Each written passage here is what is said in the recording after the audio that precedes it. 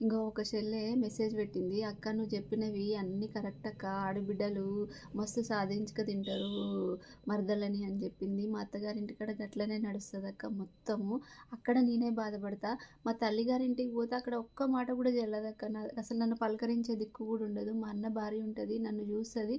Just చూసి smile ఇస్తది గంతే. రూమ్‌లో పోతది, తలుపు పెట్టుకుంటది. నా మొహం మీదనే తలుపేస్తది.